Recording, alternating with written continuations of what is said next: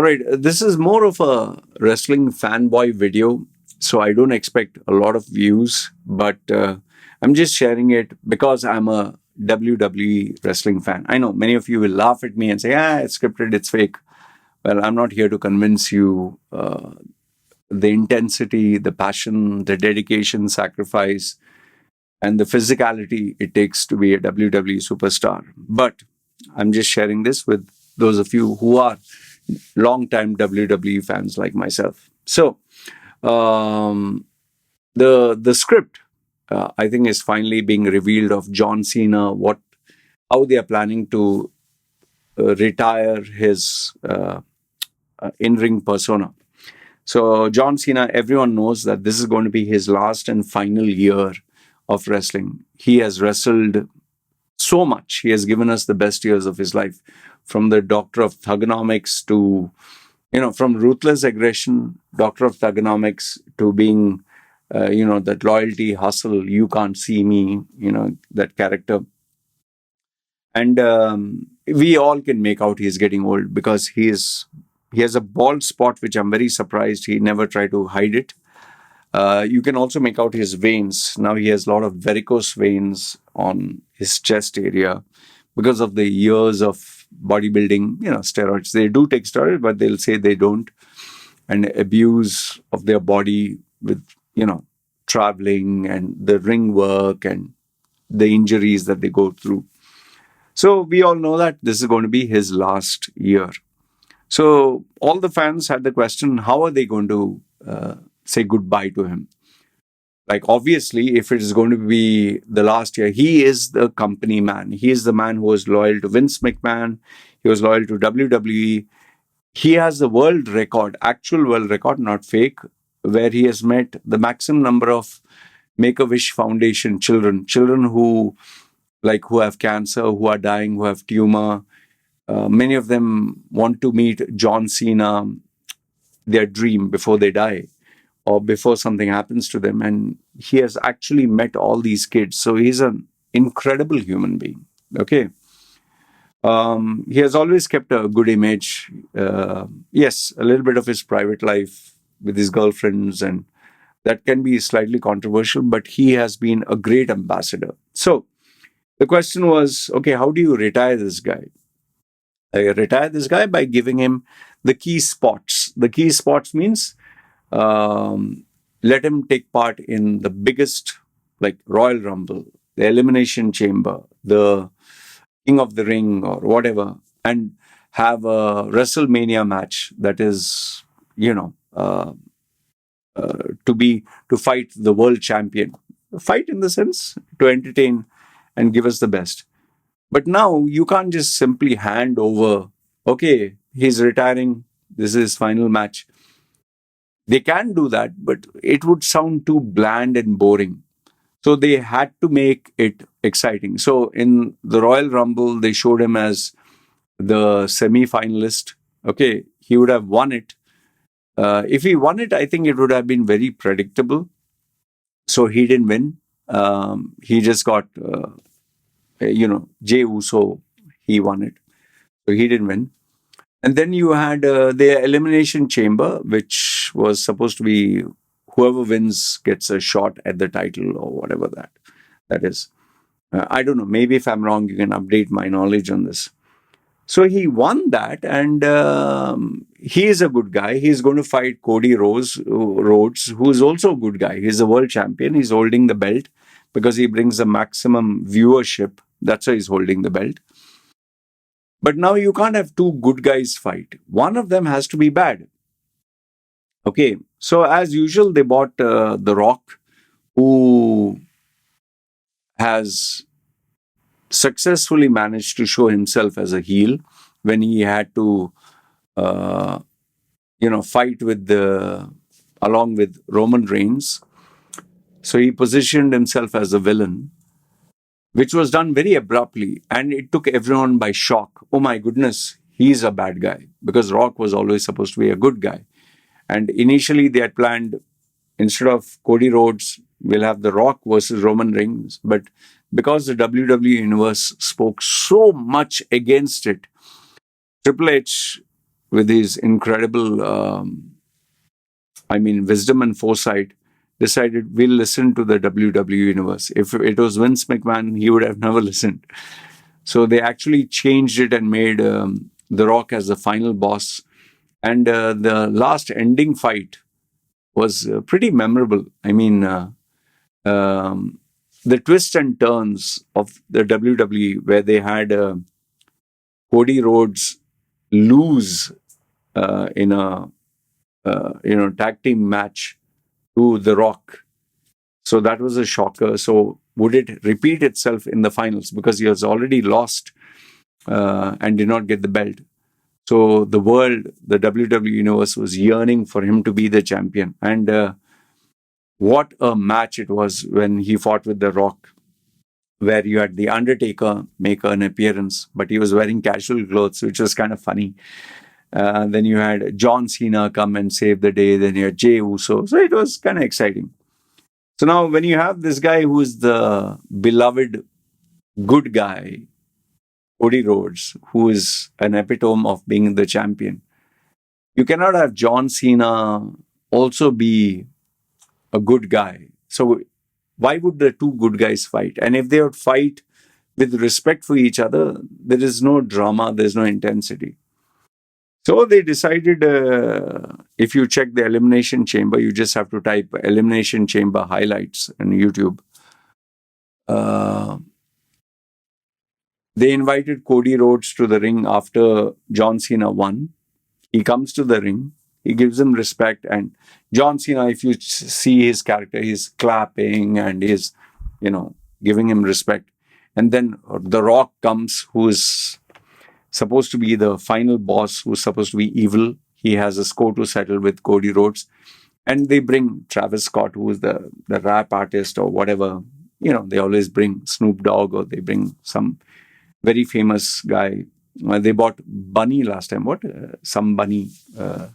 He's also a very famous star. Okay, so they bought him there, and the tension was between Cody Rhodes and The Rock. And The Rock wanted him to kind of sell his soul and align himself to The Rock, because The Rock is kayfabe, trying to show, I'm the owner of WWE, I'm the major shareholder, I'm the boss, you have to, respect the authority angle, you know what I'm talking about. And then when Cody Rhodes refused and say, my loyalty is to the people, the good guy, my loyalty is to the ring, then Rock shows the, to John Cena, finish him. And John Cena, who was smiling all the while and who was clapping, all of a sudden shows a very angry face. And he has a real convincing look of an angry face. And he attacks our Cody Rhodes. Okay. Now, me personally, I'm just telling you my opinion. Okay. I just felt it was, even for a fan who wants to believe, okay, it was too abrupt. I personally felt it was too abrupt. I personally felt it was like, man, you seriously expect us to buy this? Okay, The Rock being suddenly a bad guy was at least slightly convincing. But with John Cena being a nice guy for 20 years or 30 years or whatever the time he has given WWE, for him to be a bad guy, they should have at least had a slow angle whereby he's asking Triple H, he's asking the management, he's asking The Rock.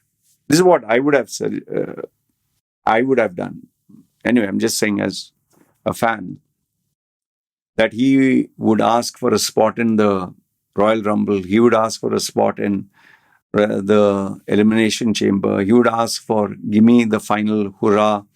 And they would have devoid him of the opportunity, and he would be frustrated. Maybe he would lose by someone cheating. Like Bret Hart, how Bret Hart, from being a good guy, but he got cheated by Stone Cold Steve Austin, and then he snapped and became this bad guy, which was a shock to the WWE universe. They should have at least worked on an angle whereby John Cena got frustrated slow by slow, like he lost a title match. He lost one one other match by cheating. He lost opportunity to fight. And finally, he snaps and says, I've given so much to this company and you have still treated me like shit. Like Hulk Hogan and Vince McMahon, when Hulk returned, Vince McMahon wanted to take revenge for Hulk putting him in court. That kind of angle, kayfabe. So I feel that would have sold John Cena's character a bit better. Instead of this suddenly in the ring, he becomes this angry guy, and then he starts hammering him, and obviously with the watch and all that. It it didn't sit well. I didn't buy it.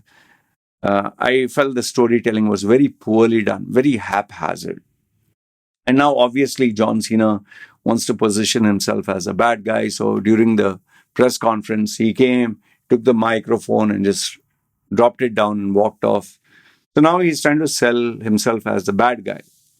And maybe he can succeed by being the doctor of thugonomics, or that kind of angle he can take. Or maybe he can dress up like The Rock and put on something dark like Bailey, who is another female WWE superstar who was always huggy and happy and colorful and hugging children. And then she became this bad bitch who's now gothic and shaven here and with a nose ring or whatever. And, many children cried and many of her fans were very hurt. But she did it well. They give it time. They give it time to transition the character. So here I didn't feel there was enough time given for the character to transition. But anyway, given the fact that now it's already March, see, January, February, March, he has around how many? 9 more months before the year ends.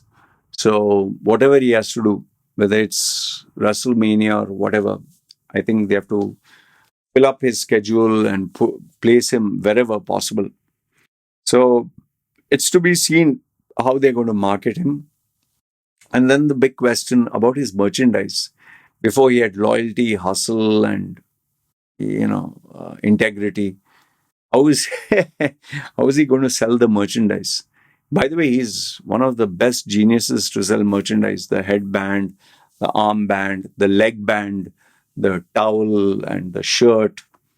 What a brilliant merchandise seller. And every time he would come out with a new shirt design or color, it would all sell. It was all a collector's edition. I mean, imagine if you have suppose he has 100 of those shirts and bandanas and this thing, 100, and you have all the 100. It's a collector's edition, kind of dream. So yeah, it's to be seen how John Cena takes his character forward.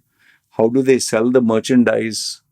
They can't use the same tagline, hustle and loyalty and integrity. And obviously, I don't think he's going to win. He's not going to win. That is a given, because they never had.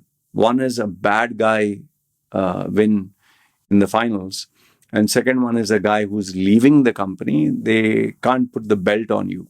Okay, maybe they'll give him something special. I think he's already a Hall of Famer. So yeah, anyway, in this video, I just wanted to share with you, as a WWE fan, a WWE enthusiast, what my thoughts were. Feel free to give me your thoughts. Let me know, what do you think? Was it a good idea making him a villain? But yeah, even if it's good, the way they execute it so suddenly, so abruptly, and then he trying to portray himself as this bad guy. So has it been done well? So let me know your thoughts in the comments below. I'd love to hear what you have to say. And yes, like I said, I'm a WWE fan. I definitely will be watching to see how they bid goodbye to probably, possibly among the greatest WWE superstars who has ever graced and who has given us so much. So yeah, good, bad, ugly. Let me know your thoughts in the comments below. This is me signing off, and love to hear your thoughts if you're a WWE fan. You guys take care.